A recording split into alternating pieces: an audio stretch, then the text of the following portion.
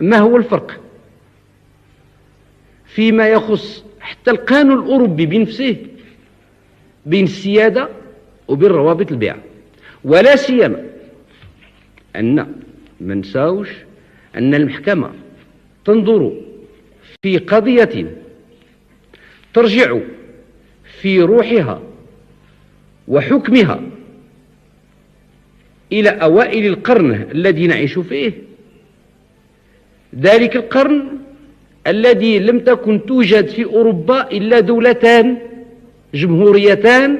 وهما فرنسا وسويسرا، والما تبقي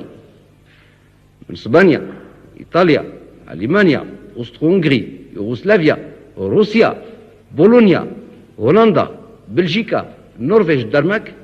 كانت ما تستعملش إداك اللفظ نتاع السيادة، بل تستعمل اللفظ نتاع البيعة، لا ليجانس. فهنا يمكن نقول حتى الأوروبيين الأساتذة القانون، واللي البعض فيهم ماشي قرينا عليهم وما كانوا جالسين تماك، ولكن ينتسبوا إليهم من اللي قرينا عليهم،